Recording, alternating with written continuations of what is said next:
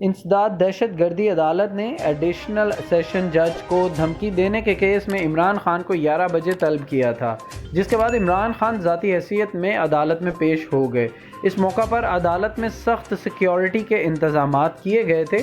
عدالت آمد پر عمران خان سے صحافیوں نے سوالات بھی کیے۔ صحافی نے سوال کیا کہ عمران خان آج کتنے خطرناک ہوں گے آپ؟ عمران خان نے جواب دیا کہ بہت میں بڑا خطرناک ہوں سب کے لیے، سمجھ گئے نا؟ عمران خان نے مزید کہا کہ نواز شریف چور اور بانی ایم کیو ایم دہشت گرد سے میرا موازنہ نہ کرو۔ اس سے پہلے انسداد دہشت گردی عدالت میں عمران خان کی ضمانت کی درخواست پر سماعت ہوئی۔ جج راجہ جواد عباس نے دوران سماعت استفسار کیا کہ عمران خان شامل تفتیش ہو گئے ہیں۔ پی ٹی آئی کے وکیل بابر اعوان نے کہا کہ ہم نے تفتیش جوائن کر لی تھی۔ انہوں نے عمران خان کی گاڑی جوڈیشنل کمپلیکس کے احاطے میں داخل کرنے کی استدعا کی۔ عدالت نے عمران خان کی گاڑی جوڈیشنل کمپلیکس میں داخل ہونے کی اجازت دے دی۔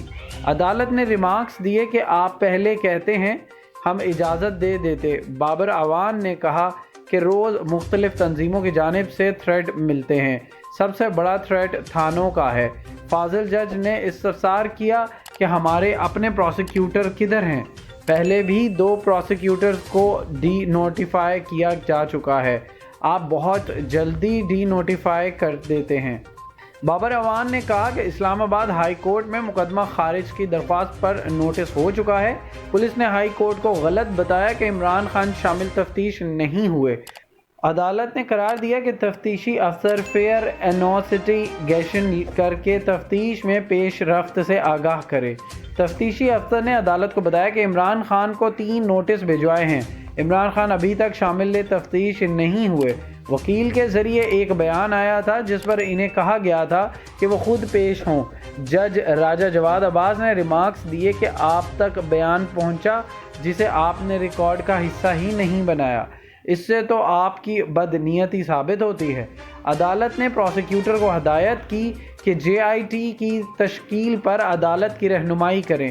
ایف آئی آر کے اندراج کو کتنے دن ہوئے اور جے آئی ٹی تاخیر سے کیوں بنی؟ واضح رہے کہ عمران خان نے انسداد دہشت گردی عدالت سے 12 ستمبر تک عبوری ضمانت حاصل کر رکھی ہے۔ سابق وزیر اعظم عمران خان کی پیشی کے موقع پر سیکیورٹی کے سخت انتظامات کیے گئے ہیں۔